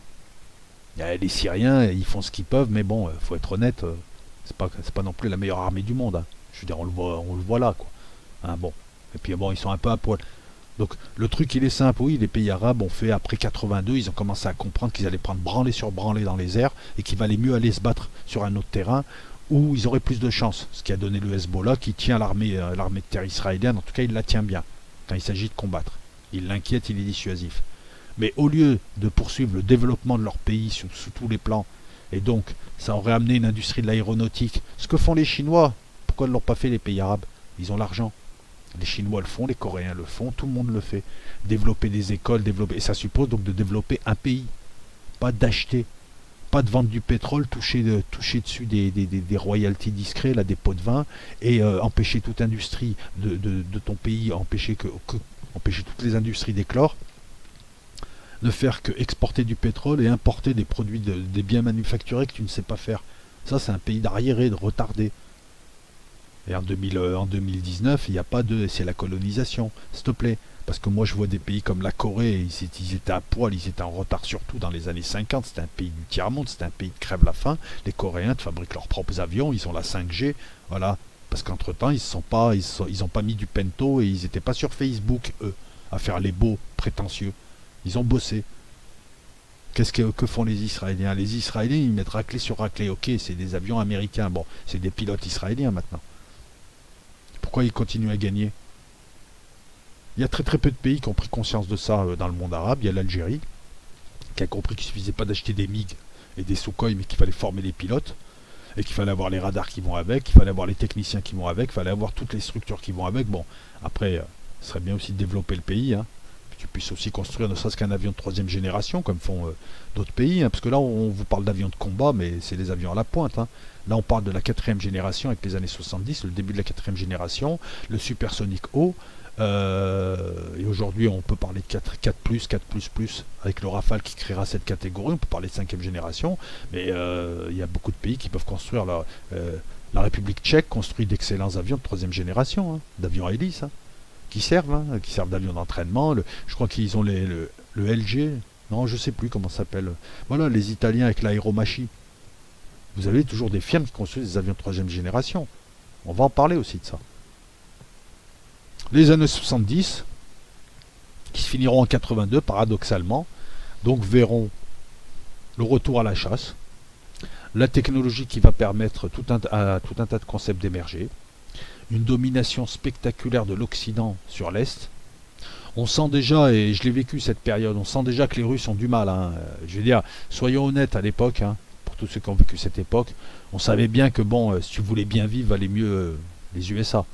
Hein. Les Russes, ils avaient des pattes d'éléphant, ils avaient 30 ans de retard sur leurs fringues, enfin tu sentais que c'était la loose et la misère, on préférait aller au bled qu'en Russie, quoi. D'ailleurs, tous les gens qui sont allés dans les années 70 dans les pays de l'Est, voilà, et qui venaient de pays arabes, bon voilà, quoi, ils se sont dit merde, putain, il y a plus tiers-monde que nous. J'attaque pas les pays de l'Est, hein, c'est pas une critique, je fais un constat là, on parle vrai là, je suis pas là pour te flatter. Voilà. Depuis le retard a été récupéré dans les pays de l'Est, les pays de l'Est vivent de manière moderne, en tout cas, même si bon, voilà, et il n'y a pas de problème, et la Russie d'aujourd'hui, elle n'est pas en retard, on est d'accord, hein. Ouais, non, je vois déjà les gens, ouais, c'est pas bien ce que tu dis, non, je te dis la réalité d'avant. Quand t'allais fin des années 70 à Budapest et tu sortais un jean, le gars c'est limite il te donnait sa femme et sa fille. Voilà, moi je peux te sortir des anecdotes comme ça de gens qui y sont allés et qui sont aperçus que les gens là-bas étaient très... Voilà ce que me disait le type. Des gens gentils, intelligents mais qui manquent de tout. Parce que leur gouvernement les empêchait et qui étaient avides de culture, avides de vivre. Voilà ce que c'était. Donc tu vois, je veux pas être péjoratif vis-à-vis des pays de l'Est sur une vidéo qui de toute façon parle d'avion, mais je tenais à te rappeler le contexte des années 70. Les années 70, c'est aussi la guerre Iran-Irak. Où là, on voit les F-14 iraniens, encore une fois, hein, être supérieurs aux MiG et aux Sukhoi irakiens. Le problème, c'est qu'il y a un embargo. D'un côté, l'Occident qui pousse Saddam Hussein, leur larbin, à attaquer et qui l'alimente en armement. Et de l'autre côté, des Iraniens qui se sont fait agresser. Hein. Faut être honnête. Hein. Ils se sont fait agresser par les Irakiens. Les Américains à l'époque chauffaient Saddam Hussein pour qu'il attaque tout le monde, avant de le lâcher 10 ans après, hein, et de le pendre 30 ans après. Les Iraniens avaient des F-14, mais il y avait un embargo sur eux. Donc pour obtenir des pièces détachées, de l'armement, etc., c'est la merde. Donc eux, quand ils perdaient un avion, c'était un peu comme la Wehrmacht lorsqu'ils perdaient un char en 44, quoi. Ils ne pouvaient pas ramener un autre avion. Alors que les Irakiens, qui avaient une flotte bidon et des pilotes de merde, pouvaient se permettre de perdre plein d'avions. Leurs pilotes venaient se former en France. Hein. Tu parles ici, on se frottait les mains, on leur vendait des avions. Allez, vas-y, fais la guerre, fais. Et cet abruti. Saddam Hussein, c'était la caricature de l'arabe abruti à moustache qui se fait manipuler. Voilà, puis les années 70, regardez les films, c'était un peu ça, quoi. Les dirigeants, ils exploitaient leur peuple et ils venaient là. Regarde les Belmondo, tu vois le mec, il arrive du Golfe, il achète plein de trucs et tout. Enfin bon, bref. Il y aurait beaucoup de choses à dire aussi, mais en tout cas, les F-14, malgré le taux d'attrition, auront de meilleurs résultats, ils seront supérieurs aux MiG et aux Sukhoi. Et c'est seulement lorsque les Irakiens et Saddam Hussein, qui viendra tapiner ici, voir c'était qui à l'époque? C'était Giscard et après c'était Mitterrand. Donc c'est seulement lorsque l'Irak achètera des Mirage F1 qu'elle rééquilibrera un petit peu le combat aérien, puisque le Mirage F1 se révélera certes inférieur au F-14, mais permettra de rééquilibrer un petit peu. Voilà. Les années 70, jusqu'à la guerre Iran-Irak, jusqu'à la guerre israélo-libano-syrienne, concept de chasse pure. Et dans les années 80, puisque les Américains à ce moment-là se sont dit tiens, on a pris la main, on va la garder, ben, on va voir qu'ils vont introduire une nouvelle doctrine. Ce ne sera plus. Alors on va rester dans la chasse, ils se sont aperçus qu'il fallait tenir. D'ailleurs c'est marrant. Durant les années 70, on verra et les Russes et les Américains se diriger vers de l'armement et des doctrines d'utilisation qui annoncent déjà les futures projections. Quand tu balances un F-16, un F-15 et une flotte, tu sais que c'est pour aller attaquer les autres. C'est pas pour te défendre chez toi. Donc tout ceci annonce les futures projections américaines et la petite projection, la courte projection russe en Afghanistan, parce que les Russes n'ont pas les moyens des Américains, même à l'heure où je te parle, ils ne peuvent pas projeter 3 divisions de combat. Ça coûte de l'argent, ils n'ont pas les moyens. En Syrie, il y a très peu de projections. La projection, elle est mineure, c'est une trentaine d'avions. Quand ils tirent des missiles calibre, ça vient de Caspienne. Donc, la chasse reste, mais les Américains, avec leur tout technologique, se sont dit, tiens, maintenant, on va penser à autre chose, on va penser à la polyvalence. Et on rentrera dans les années 80, petit à petit, dans l'ère du multirôle. Et ça sera l'objet. Et ouais, je t'avais dit qu'on parlerait de tout aujourd'hui. Non, 1h22, gars. Si je te fais une vidéo de 4 heures, c'est naze. Non, on vient de finir les années 70. Et on rentrera, à partir de 83 et de l'arrivée de nouveaux avions, le F-18, le Mirage 2000, on rentrera dans l'ère toujours de la chasse, mais du multirôle. On veut des avions technologiques, technologiquement pointus, qui fassent tout. Et peu importe ce que ça coûte. Eh oui, on parlera du coup bien plus tard. Donc prochaine vidéo, les années 80 et éventuellement les années 90. On verra au feeling. En tout cas, je te remercie. Je tenais aussi à dire aux personnes qui découvrent ma chaîne que cette vidéo et les précédentes sont des synthèses. Donc voilà. C'est pas... Voilà. J'ai mis le temps un petit peu à chaque fois parce qu'il faut que j'écrive l'histoire. Il faut que je trouve une histoire à raconter. Je synthétise tout un tas d'informations qui viennent d'un peu partout. D'ailleurs, il faudra m'expliquer comment les gens peuvent transmettre du savoir sur YouTube s'ils ne vont pas chercher de l'information qui existe déjà, s'ils ne la synthétisent pas, et s'ils n'apportent pas leur valeur ajoutée. Non, parce que... Ou alors, il faut vraiment être limité du bulbe, hein, et je pense à certaines personnes pour ne pas savoir la différence entre un plagiat, une synthèse et un travail, parce qu'à ce moment-là, tout YouTube est plagié. Enfin, moi, personnellement, et c'est le mot de la fin, sur ma chaîne, on apporte du savoir. C'est pas une chaîne où des minables viennent écouter un type parler du physique d'un autre, ou voilà, un samedi soir. On laisse ces chaînes-là aux médiocres et aux ratés. Parce qu'il faut vraiment être raté quand on a entre 20 et 30 ans pour rester tous les samedis, toute la nuit du samedi, à faire des lives sur des gens. Comme ça, en plus YouTube, je comprends pas trop, enfin bon, l'intérêt. Des lives sur des gens pour dire, hey, ils ont les doigts sales, ou ils ont les dents cariées, ou je sais quoi. Voilà, et c'est encore plus pitoyable lorsque je vois leur public. Il faut vraiment être un sacré loser et un minable. Moi, je préfère faire ce genre de vidéos, je m'éclate beaucoup mieux. Mais je tenais à l'évoquer aussi, quoi. On est ce qu'on regarde sur YouTube, quoi. Donc voilà, à un moment donné, il y a des gens qui sont finalement des déchets, puisqu'ils aiment se regrouper autour d'une poubelle, écouter des gens... je pense bouffer aigri par la jalousie. Cette vidéo-là m'a pris 35 heures. Celle-là et la précédente. 35 heures d'écriture, de recherche, de compréhension. 35 heures. Bon, après, c'est vrai que sur YouTube, t'as pas des prix Nobel. Les gens, ils pensent que tu ouvres Wikipédia et tu recopies un texte. Bon. Bah, moi je mets au défi n'importe qui de prendre le texte, de le mettre sur Google là et de voir un petit peu s'il y a un texte là, si ça c'est un texte qui est lu ou si c'est quelque chose de fait. Tu sais quoi, j'ai même pas envie de couper la vidéo là parce que c'est 24, il reste 6 minutes. Je te parle un peu de missiles, gars. Tu veux pas que je te parle de missiles? La dernière fois je t'ai parlé des missiles RR, mais je t'ai parlé du Fox, Fox 1, Fox 2, Fox 3, mais je ne t'ai pas parlé du guidage. Et j'ai envie de t'en parler là parce que c'est ce guidage qui va permettre aussi à l'aviation des années 80 d'être multirôle. C'est-à-dire de faire de l'attaque au sol, de pouvoir aller faire de la chasse, de faire tout un tas de choses. Le guidage, c'est ce qui fait la différence entre le missile. Bon, aujourd'hui, tout est guidé, hein, même la roquette, même l'obus. Mais tu as même des munitions guidées, des balles guidées, hein, ce qui fait que tu peux pas rater ta cible. Mais à l'époque, le guidage, c'était aussi ce qui faisait la différence. Et avec la deuxième génération de missiles et l'apparition des missiles donc portés dans les années 70, je me dois de te parler du guidage, c'est ce qui faisait la différence avec entre un missile, une roquette, un obus. Le guidage te permet de détecter une cible, d'envisager les manœuvres d'approche en fonction de l'écart angulaire, de la vitesse, de la nature de la cible, de l'approcher pour la détruire. Et pour ça donc d'établir une trajectoire. Tout ceci en temps réel. Et là on est dans le RR. On n'est pas dans le air-sol. On n'est pas je dois toucher ce silo qui est fixe. On n'est pas je dois toucher ce porte-avions qui roule à...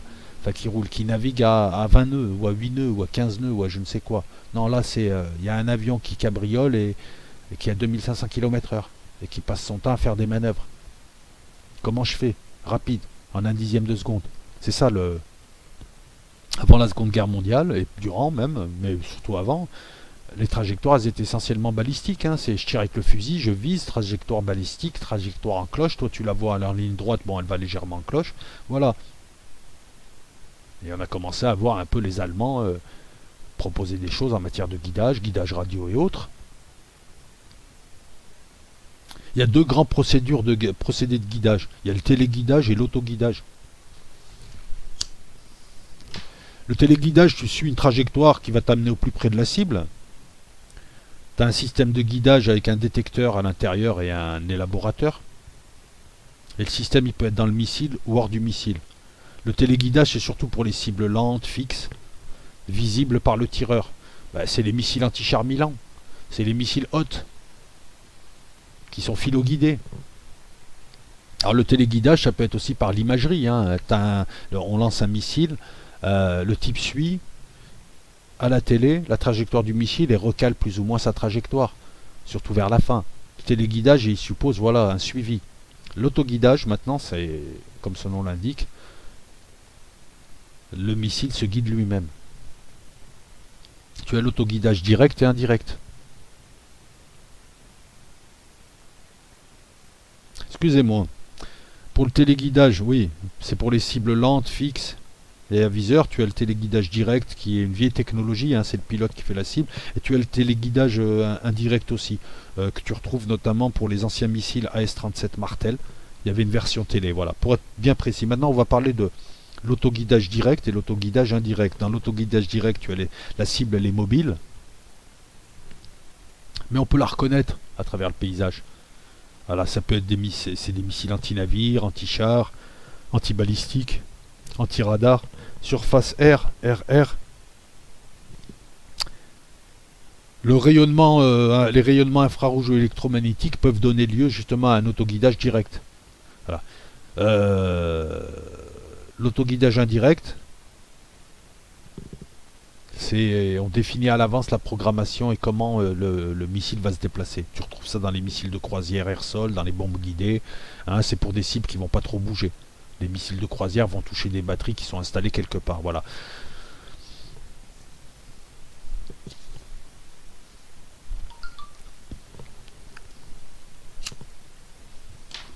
Avec l'autoguidage, on a vu apparaître l'expression fire and forget. Bah ouais, tu tires ton missile et tu te barres.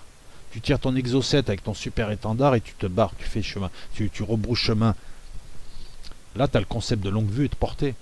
Et ouais, tu tires et tu t'enfuis, tu te mets hors de portée. Et tu peux tirer très loin. Ton missile va être guidé.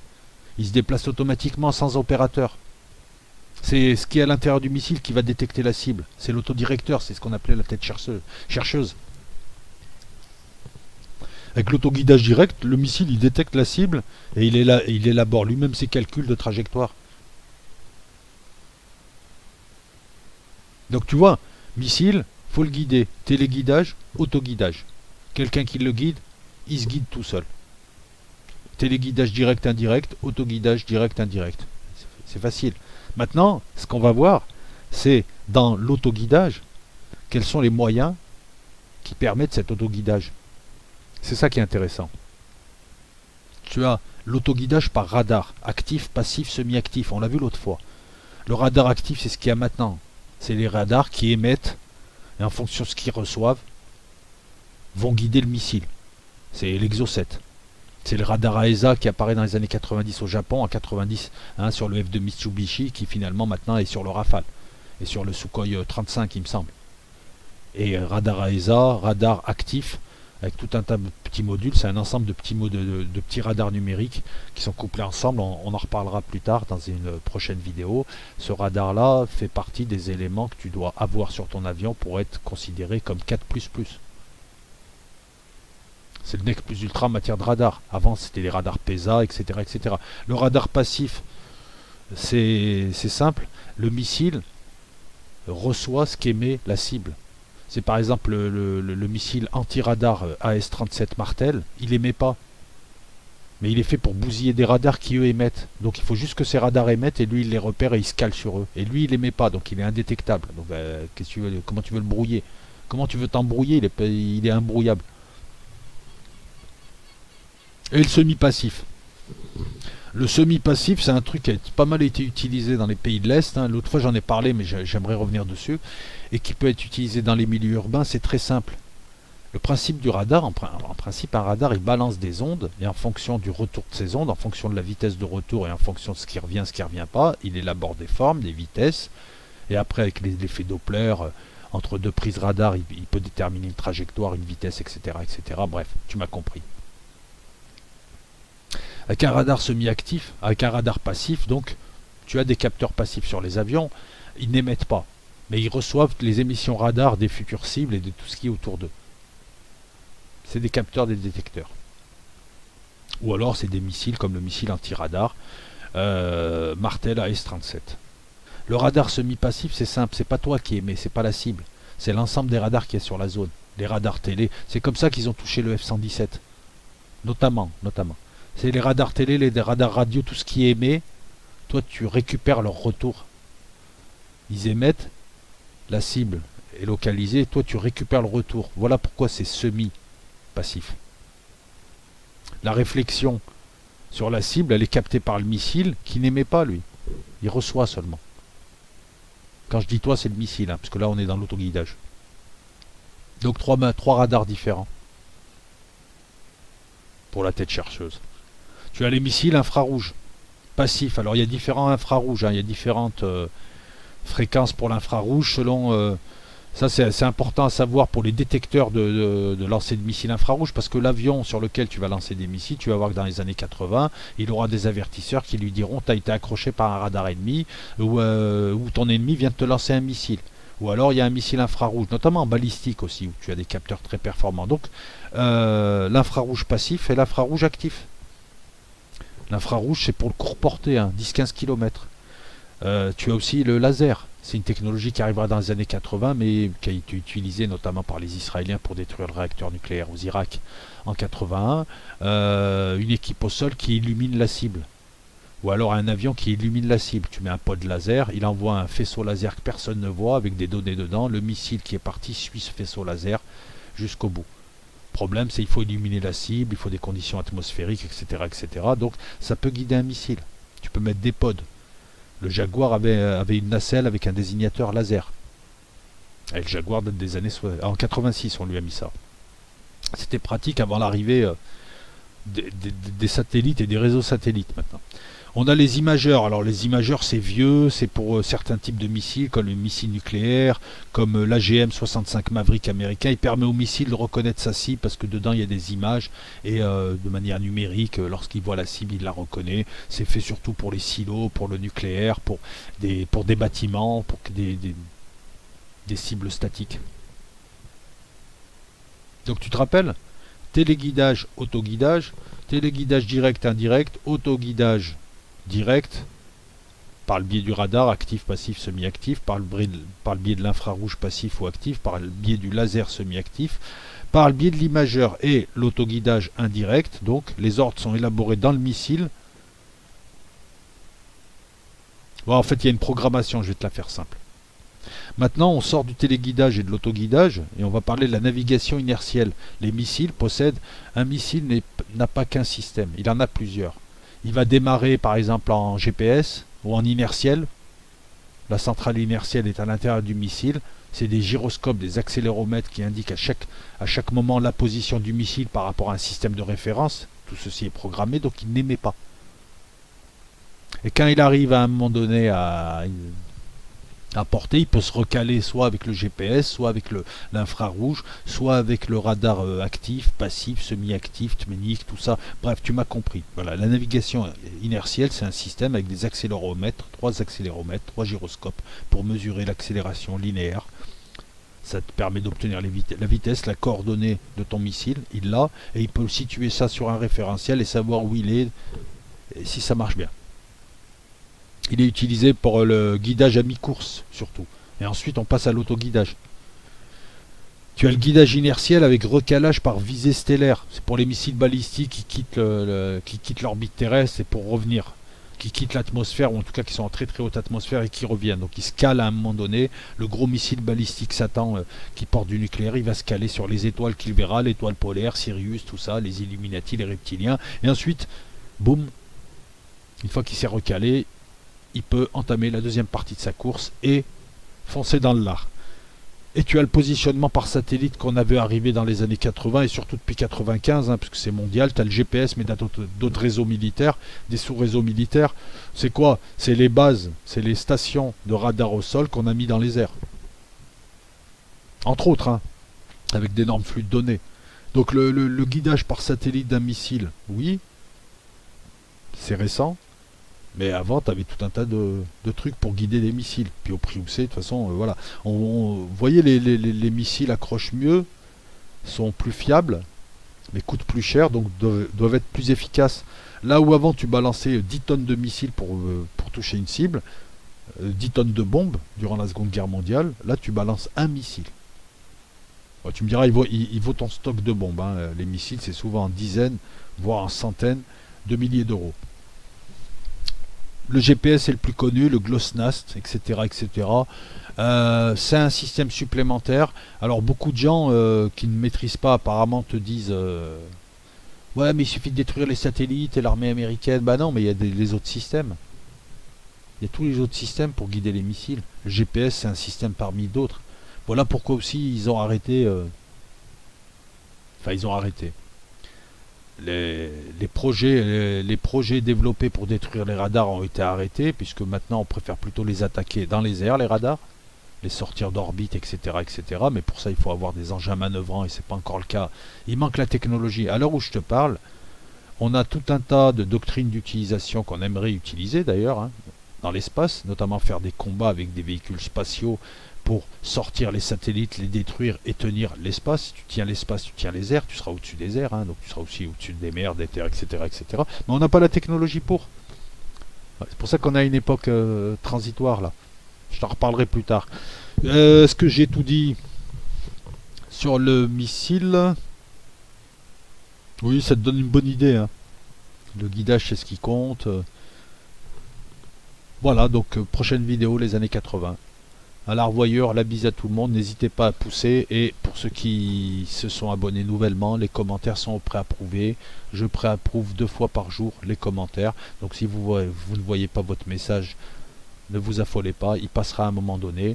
Et pareil, pour ceux qui ne sont pas d'accord, pour ceux qui pensent que j'ai dit des bêtises, pour ceux qui veulent apporter une précision, faites-le mais poliment. Les pages de commentaires sont faites pour être lues par le plus grand nombre et pour que les gens apprennent. Dans 10 ans, ils vont voir la vidéo, ils vont voir un truc, ils vont lire ton commentaire. Voilà, alors fais un bon commentaire, sinon il passe pas. Ciao tout le monde.